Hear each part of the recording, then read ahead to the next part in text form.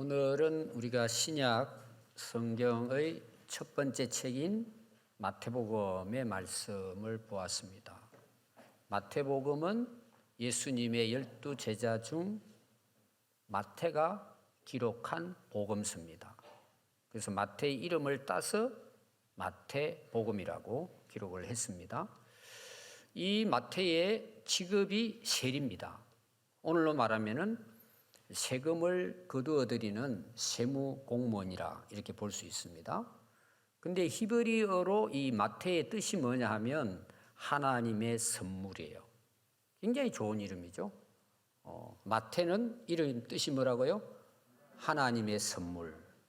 아마 그 부모님이 마태가 태어났는데 하나님이 우리 가정에 우리에게 선물이다. 어떻게 보면 참 우리 자녀들이 다 우리의 선물이라고 볼 수가 있겠죠. 근데 이 마태가 제자가 되는 과정이 있어요. 이 마태가 이제 그 세무 공무원이니까 이제 세관에 앉아가지고 갈릴리 지역의 세무관이었어요. 그럼 사람들이 이제 쭉 그 길로 왔다 갔다 지나가잖아요. 그럼 이제 세무 공무원이 그 일을 하는 걸 봤단 말이에요. 근데 예수님이 그 길을 지나가신 거예요. 지나가다 보니까 세관에 누가 앉아 있는데 보니까 마태가 앉아 있는 거예요. 뭐 그런 때가 됐겠죠. 그 예수님이 그 마태를 찾아갑니다. 이름을 부르면서 날 따라와라. 자, 지금 사무실에서 세무공무원이 뭐 장부를 기록한다든지 또 뭘 하고 있었을 것 같아요. 그때 당시로는 세금을 거두드릴 때는 지금처럼 계좌로 입금하고 이런 게 아니잖아요. 다 현금으로 동전 받는다든지 또 뭐 물품을 가져온다든지. 그럼 자기 혼자서 했겠습니까? 사람들이 들락날락하고 와서 또 주고 받고 또 계산하고 영수증 주고 뭐 이런 일이 있었겠죠. 얼마나 바쁘겠어요. 근데 세리가 그 일을 하고 있는데 예수님 불렀단 말이에요. 자, 어떻게 했을 것 같아요, 마태가? 바로 그 자리에 일어났다고 이야기하고 있어요. 마태복음 9장 9절에 보면 일어나 예수님을 따랐다 이렇게 나와요. 자, 보통 이제 예수님의 제자들은 직업이 뭐였죠? 어부였습니다. 베드로, 안드레, 야고 같은 경우 갈릴리 바다에서 이제 그물을 던져가지고 고기를 잡잖아요. 예수님이 갈릴리 가셔가지고 부르잖아요. 야, 너희들 나 따라오더라. 그래 하면 사람을 낚는 어부가 되게 하겠다. 베드로도 그렇고 안드레, 야고보도 배를 버려두고 그물을 버려두고 예수님을 따랐다 이렇게 나와요. 그럼 이제 오늘로 제가 생각을 해본 거예요. 자, 낚시하고 있고 그물을 던지면 고기를 잡아요. 예수님 불렀어요. 자, 그물과 배와 그 다음에 고기를 놓고 예수님을 따랐습니다. 근데 마태는 오늘 우리로 말하면은 자기 사무실 안에 또 캐비넷 안에 금고 안에 뭐가 있어요? 돈이 있죠. 그리고 그걸 헤아립니다. 현금을 가지고 있어요. 예수님이 부르신 거예요. 고기 잡은 걸 내려놓고 예수님을 따르는 것하고 돈을 내려놓고 예수님 따르는 것하고 뭐가 어려울 것 같아요? 여러분 같으면 어떨 것 같아요? 다 어려워요? 손에 돈이 있다니까요. 그리고 세무공무원을 우리가 그때 일은 잘 모르지만 일단 세금을 받으니까 돈이 많이 들어와 있잖아요. 그걸 다 계산하고 헤아려야 되잖아요. 손에 돈이 많아요. 헤아리고 있어 지금. 얼마인지 계산이 뻔해요. 여러분 예수님 따른다는 게 굉장히 어려운 거예요. 쉽지 않아요 여러분. 근데 마태가 따랐단 말이에요. 그럼 거기에는 여러 가지 마태가 생각한 게 있을 거예요. 따라가게 된 이유가.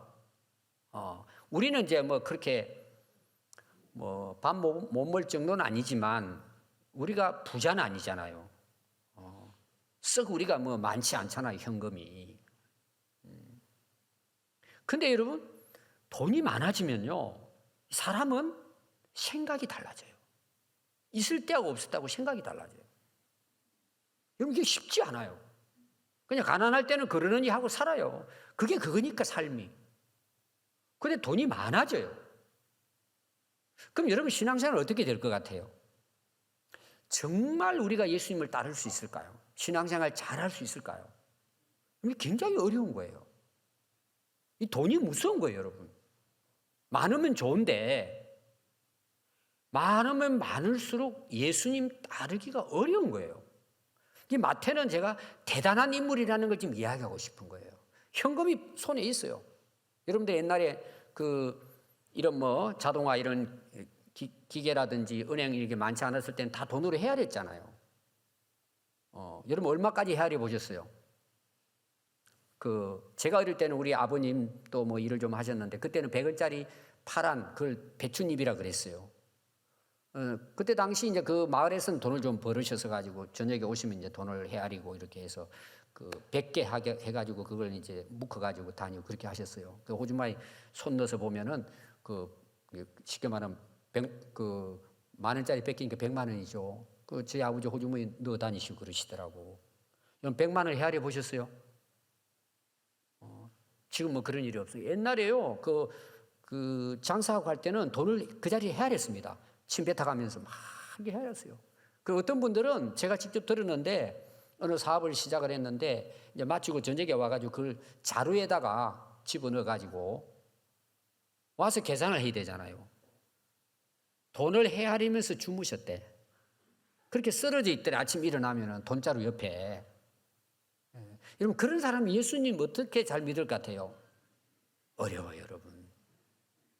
그런데 마태는 이걸 내려놓고 계산이 다 나오잖아요. 예수님을 따른 제자예요. 여러분 대단한 인물이에요.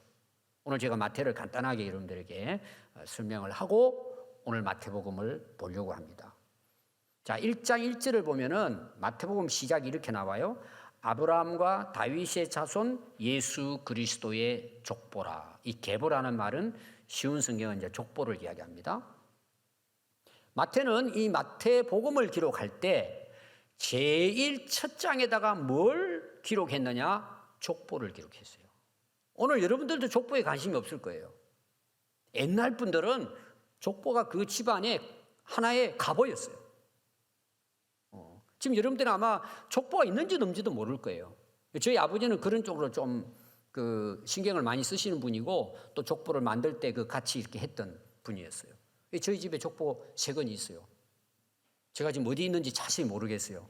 제 책방에 있긴 있을 텐데 우리 집안에 아들 셋째 그걸 다 아버지가 사가지고 이거 잘 보관해라.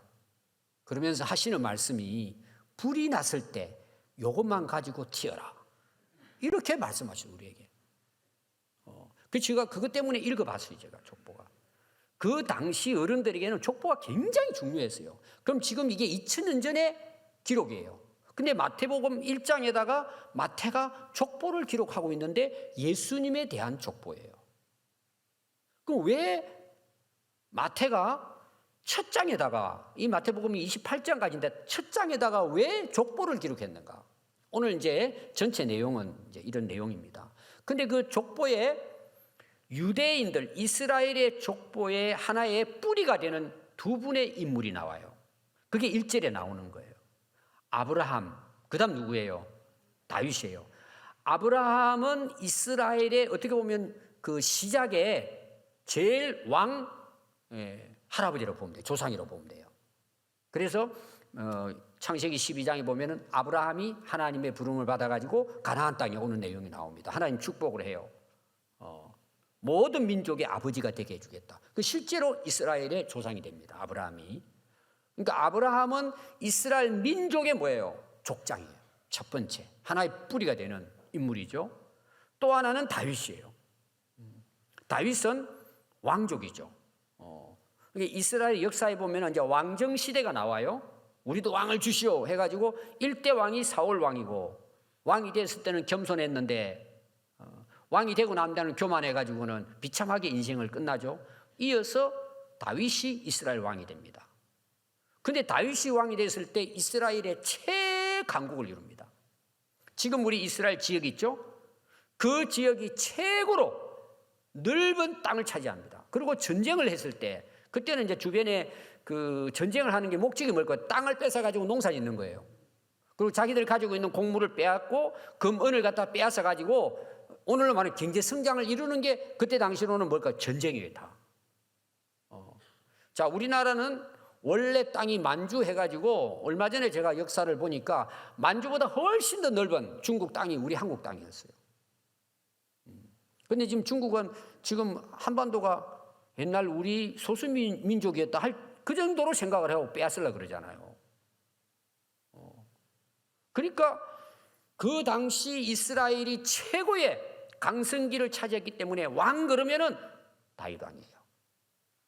지금의 이스라엘의 국기의 별은 다윗을 상징하는 별이에요. 그러니까 다윗은 그 당시 시작은 아브라함이 민족의 족장이지만 이스라엘을 다스릴 최고의 왕을 그들이 고대하고 기대하고 희망하는데 사실은 아브라함보다도 다윗 왕이에요. 왜냐하면 그 당시는 또 로마가 그 지역을 지배를 했습니다. 여러분, 남의 나라의 식민지가 된다는 것은요, 이거는 비참한 거예요.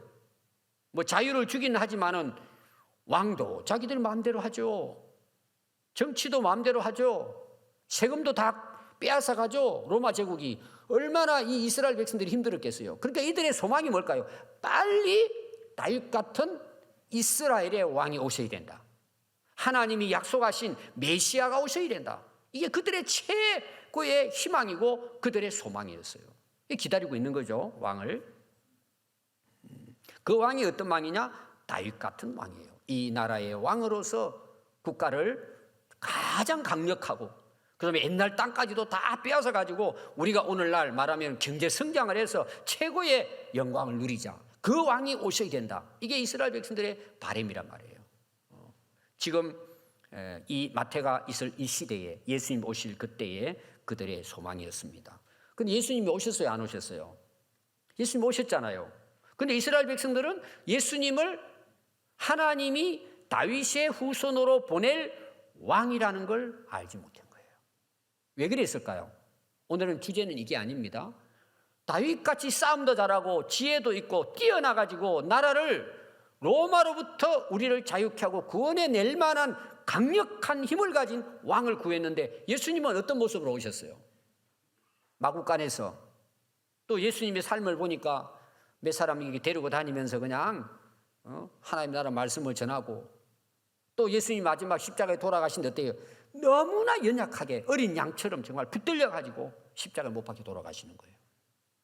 그러니까 아니라고 본 거예요. 예수님을 하나님 보낸 약속한 메시아 구원자인 걸 그들은 알지 못하고 오히려 배척하고 예수님을 십자가에 못 박은 거죠. 그러니까 이 예수님에 대해서 마태가 유대인들에게 예수님은 우리가 기다렸던 메시아고 그분은 부활하셨다. 이게 이제 복음서의 주제거든요. 그러면서 이 내용은 유대인들을 향한 유대인들에게 예수님이 우리의 구원자인 왕이라는 사실을 증거하는 그 유대인을 향한 복음서가 마태복음이에요. 대상이 유대인들이에요. 그러니까 유대인들은 뭘 소중히 여기냐? 족보를 소중히 여긴단 말이에요. 그러니까 예수님은 그냥 한순간에 태어난 인물이 아니고 아브라함, 다윗으로부터 약속한 메시아라는 거예요. 그럼 그걸 알려주려면 그 족보에 대해서 쫙 설명해 줘야 되잖아요. 실제적으로 예수님은 아브라함과 다윗의 후손으로 오셨단 말이에요. 근데 힘이 없고 오히려 십자가에 끌려 돌아가실 정도의 연약한 모습으로 행동을 하시니까 인정하지 않은 거예요.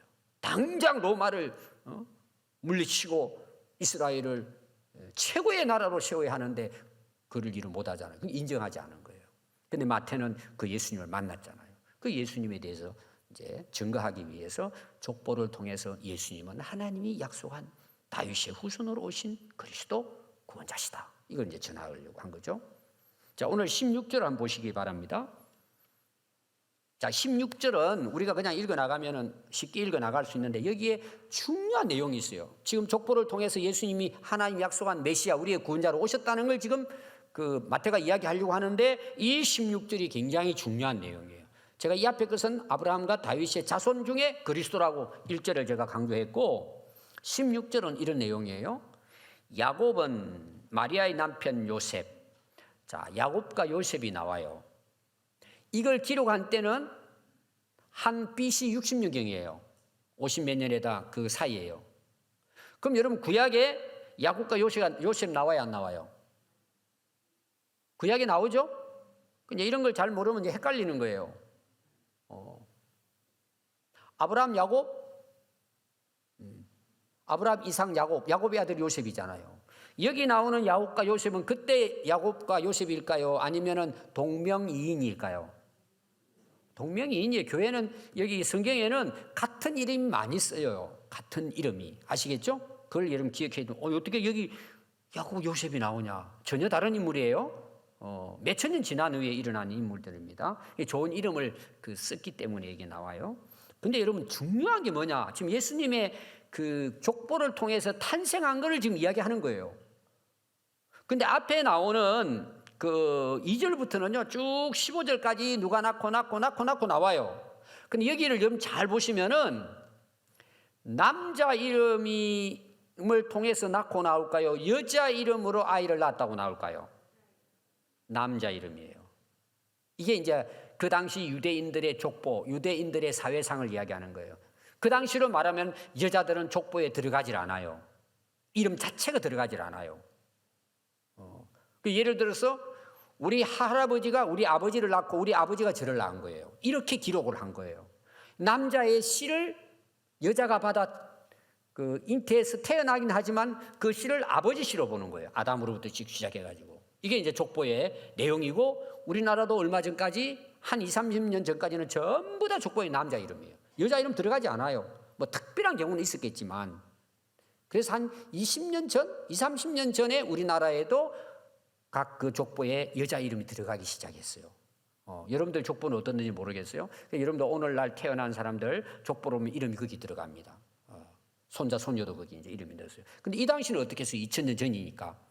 아예 여자가 아이를 낳았지만 아버지가 낳았다고 기록을 한 거예요. 그걸 여러분 이해를 해야 됩니다. 근데 제가 뭘 지금 이야기하려고 하느냐 하면은 잘 보십시오. 야곱은 남자입니다. 남자, 아버지예요. 마리아의 남편 누구를 낳았어요? 요셉을 낳았어요. 요셉도 아들이에요. 아버지가 아들을 낳았다 나오죠. 자, 그 다음 게 중요해요.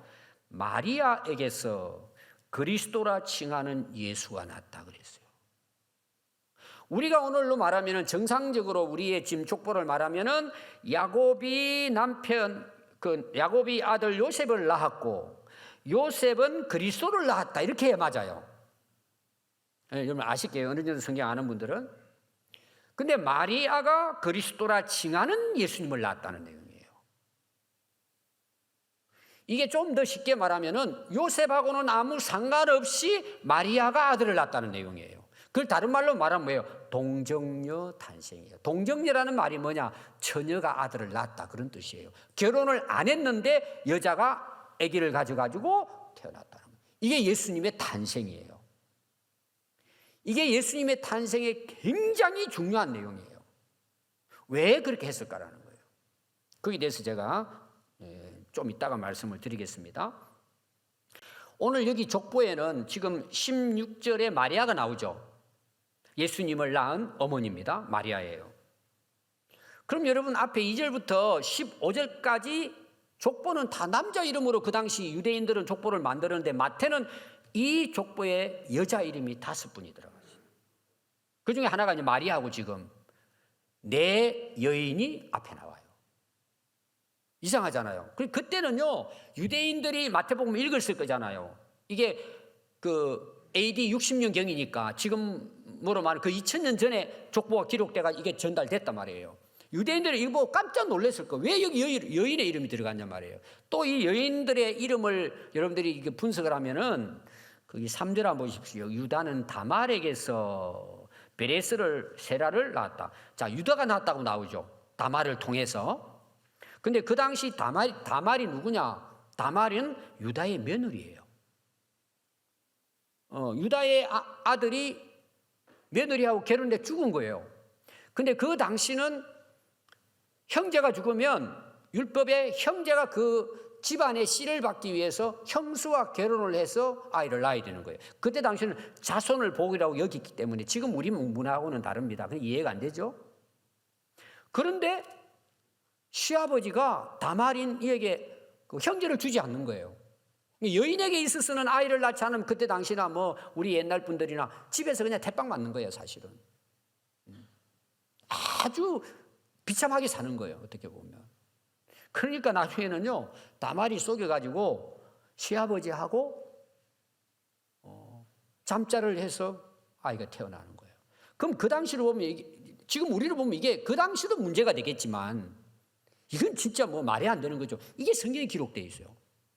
이런 여인이 참 그 당시로 보면 참 웃을 일이죠. 그 다음에 또 한번 보십시오. 5절을 보면은 살몬은 라합에게서 보아스를 낳았다. 라합이 나와요. 라합은 기생이에요. 구약시대 보면 땅을 차지할 때에 줄을 매달아 가지고 뭐 이런 이제 그 이야기가 나오죠. 또 보아스는 룻에게서, 룻은 모압 여인이에요. 그의 시어머니를 따라 가지고 어머니 믿는 하나님 나도 믿겠습니다. 그리고 가나안으로 돌아온 여인이에요. 혼자 몸으로. 남편이 죽었기 때문에 와서는 이제 보아스와 함께 결혼을 하게 돼서 거기에서 잘 한번 보십시오. 라합은 보아스를 낳고 보아스는 룻에게서 오벳을 낳고 오벳이 나오고 오벳은 이새를 낳고 이새의 아들이 누군 줄 아세요? 다윗이에요. 이게 다윗의 정조모가 누구냐? 룻이에요. 룻은 모압 여인이에요. 이방 여인이에요. 근데 예수님 족보에 들어가 있어요, 이게. 참 희한한 일이죠? 라합도 그렇고. 그 다음에 6절 한번 보세요. 다윗은 우리아의 아내에게서 솔로몬을 낳아요. 그 위대한 다윗 왕이에요. 근데 여기 우리아의 아내예요. 남의 아내예요. 우리아는 장군이에요. 다윗 수하 있는 장군이에요. 장군을 처치하고 그 아내를 빼앗았다는 내용이에요. 근데 거기 태어난 아들이 솔로몬이에요.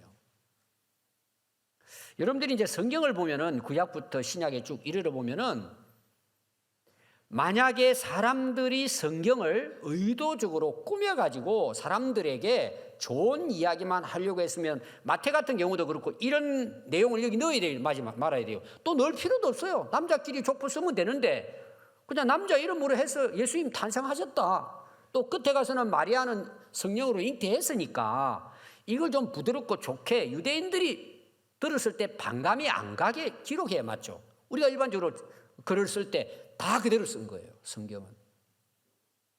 여러분 이런 게 성경에 많아요.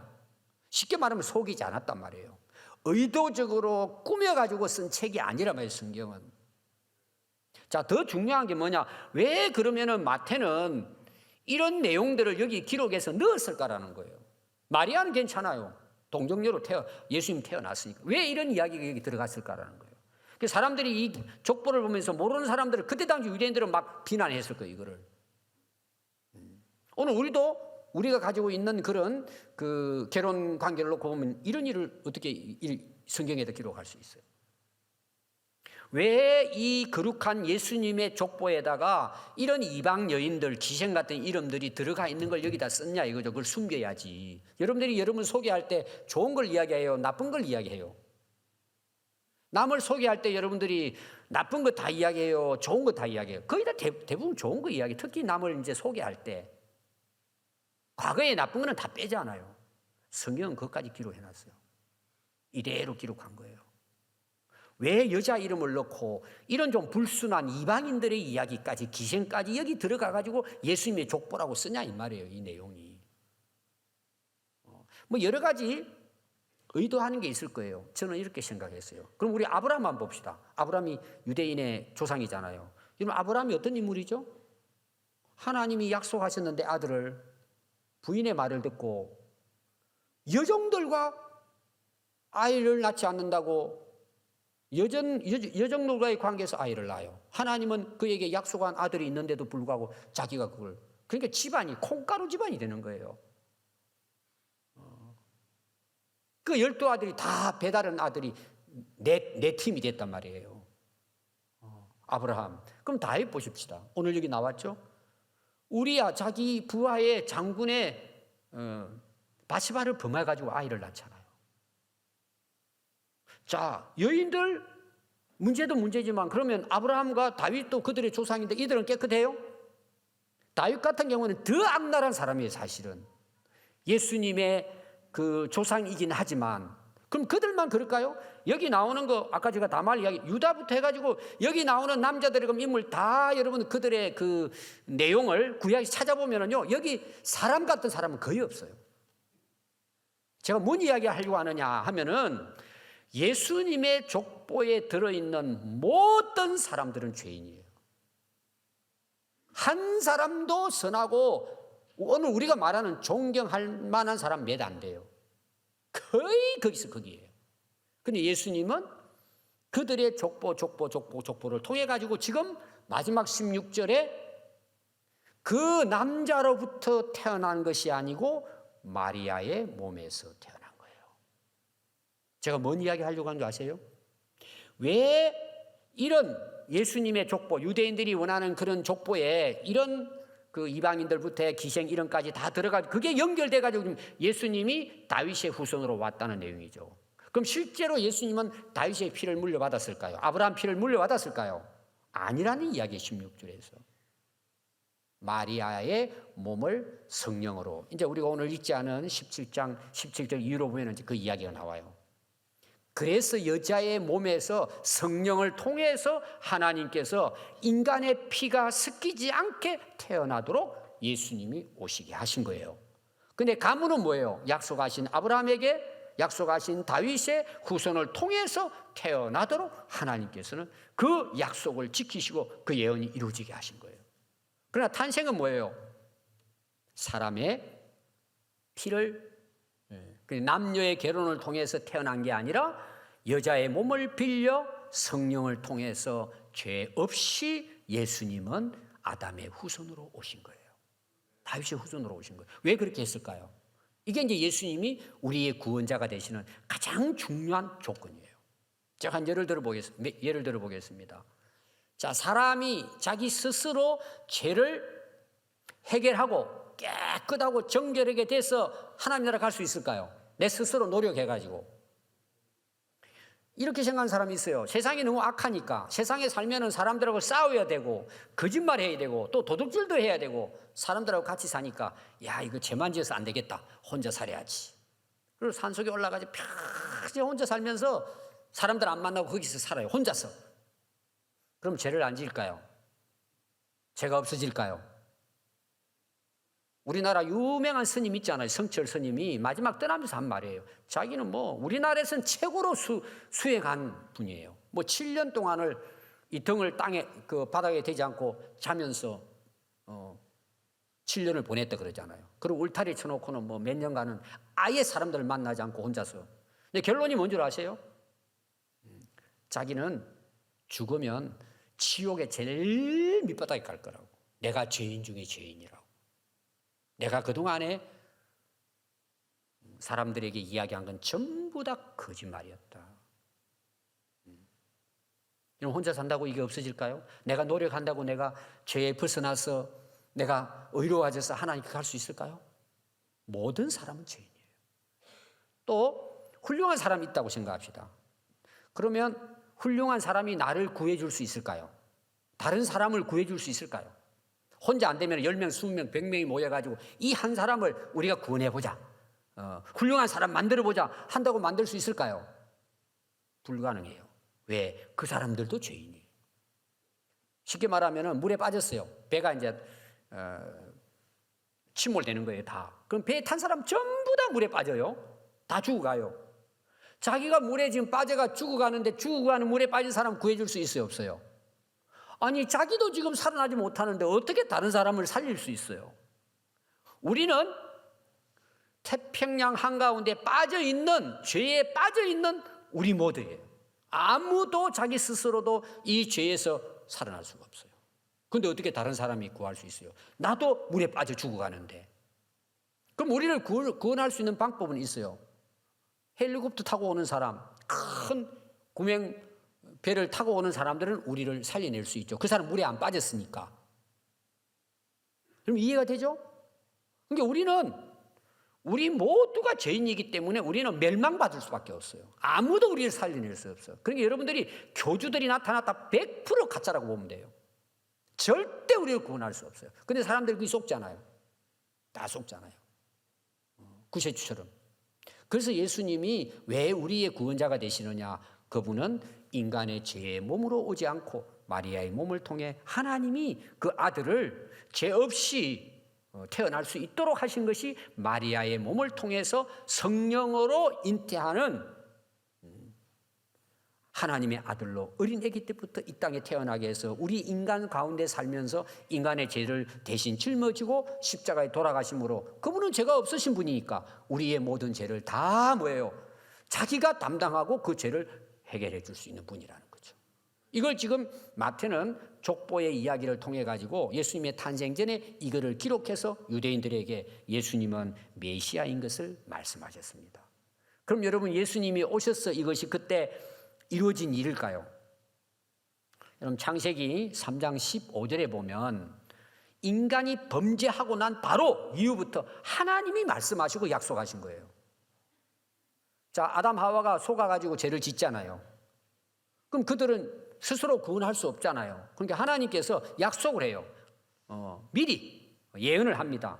그게 창세기 3장 15절에 이렇게 기록해요. 내가 너로 여자와 원수가 되게 하고 내 후손도 여자의 후손과. 자, 여자의 후손이 있을까요? 아까 제가 족보 이야기했습니다. 다 남자로부터 나타났다. 이게 이제 족보예요. 근데 16절에 마태는 뭐라 그래요? 여자의 몸에서 예수님이 오셨다는 내용이에요. 이게 창세기 3장 15절 하나님이 약속한 것부터 이 약속이 진행되어 오다가 예수님을 통해 완성됐다는 이야기예요. 그럼 대단한 거예요, 이게. 어떤 사람들은 이제 특히 신학자들이 성경에 나오는 예수님은 제자들이 꾸몄다 이야기예요. 꾸몄다고 그 사람들이. 그래서 본래 예수님이 태어난 본래 예수님의 그 인간적인 원래 모습을 찾아보자. 이게 이제 신학적으로는 예수를 역사적 예수로 연구하자는 거예요. 이게 굉장히 활발해졌다가 요사이 들어서 푹 가라앉았어요, 좀. 성경에는 예수님은 꾸몄다는 거죠. 진짜 예수님의 그 생애 연구해가지고 진짜 인간 예수를 찾아보자는 거죠. 다시 말하면 그 메시아가 아니라 이거죠. 좀 쉽게 말하면 찾아보자는 거. 그래서 엄청난 많은 학자들이 거기에 연구에 몰두했는데요. 찾은 게 별로 없어요. 뭐 나올 게 없어요. 성경이 진짜는 거예요. 아멘. 그래서 하나님께서 여자의 후손에서 태어날 것에 대해서 이미 예언한 대로 오신 거예요. 또 이사야서 7장 14절은 이제 이사야가 예수님에 대한 예언을 한 거예요. 그러므로 주께서 친히 징조를 너희에게 주실 것이라. 보라, 처녀가 잉태하여 아들을 낳을 것이요 그의 이름은 임마누엘이라 하라. 처녀가 아이를 낳는다는 거예요. 여러분 그냥 마리아 시대에 와가지고 이게 어떻게 하다가 이렇게 만들어진 게 아니라 미리 약속되고 예언된 말씀이 이루어진 거예요. 한번 여러분 보세요. 하나님께서 마리아 여자로부터 처녀로부터 태어날 거에 대해서 이미 예수님 오시기 몇 천 년 전에 하나님께서 약속하신 거예요. 이사야 선지자를 통해서 예수님이 이렇게 태어나는 걸 700년 전에 미리 예언된 말씀이에요. 이게 한두 군데 나오는 게 아니에요. 꾸며낸 게 아니란 말이에요, 이것이. 그래서 마태복음 1장 20절에 보면 마태는 이걸 알았기 때문에 이렇게 기록을 했어요. 이 일을 생각할 때에 이 말은 뭐냐 하면은 요셉이 약혼한 마리아가 애를 가졌다는 걸 아는 거예요. 얼마나 깜짝 놀랄 일이에요. 그 당시로 보면. 요셉이 굉장히 착했던 것 같아요. 여러분 같으면 어떨 것 같아요, 남자분들. 약혼을 해놨는데 애를 가졌대요. 쳐다보겠어요? 끝나는 거죠, 그거는. 요셉이 이제 고민을 합니다, 그걸. 왜냐하면 마리아가 그런 사람은 아니니까. 고민하는데 천사가 나타난 거예요. 꿈에 현몽하여 이르되 다윗의 자손 요셉아, 내 아내 마리아 데려오기를 무수하지 말아라. 그가 잉태된 자는 성령으로 된 것이다. 남자하고 결혼해서 된 게 아니라는 거죠.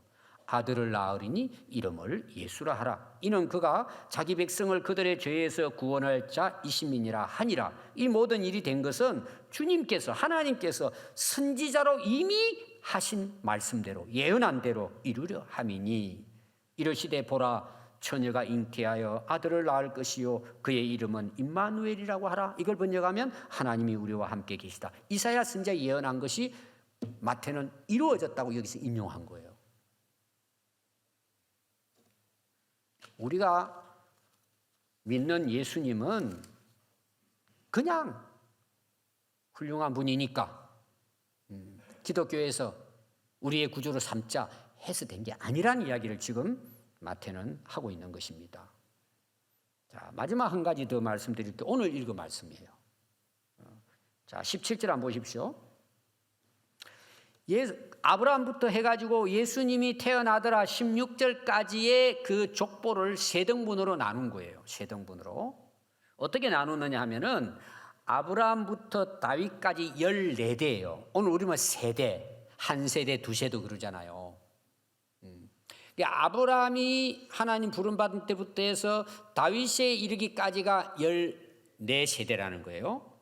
또 다윗으로부터 바벨론으로 유다가 멸망당할 때 포로로 끌려갔을 때 BC 586년 그때까지 세대를 14세대로 또 구분한 거예요. 그 다음에 또 바벨론에서 돌아와가지고 예수님이 태어날 때까지를 14세대로 세 부분으로 구분을 했어요. 누가 이 마태가 기록을 할 때 이게 여러분 굉장히 중요한 내용이에요.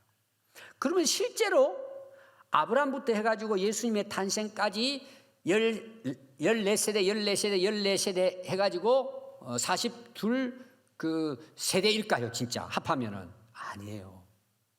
여러분 신기하잖아요.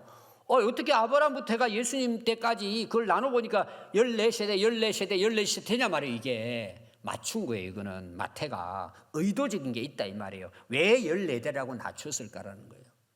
이스라엘 백성들에게 숫자를 가지고 성경을 해석합니다. 왜냐하면 히브리어는 우리는 말하면 자음이 22개인데 자음 한 자음마다 다 숫자가 있어요. 거기에. 자, 우리나라로 말하면 기억이죠. 영어로 하면 A예요. 히브리어는 알렙이라는 게 있어요. 그 1이에요. 숫자를 안 써요. 그냥 알렙 쓰면 1이야. 글도 되고 숫자도 되는 거예요. 그러면은 단어가 나오잖아요. 그럼 단어가 하나하나 자음마다 번호가 있겠죠. 그 숫자가 값이 있겠죠. 알렙은 2,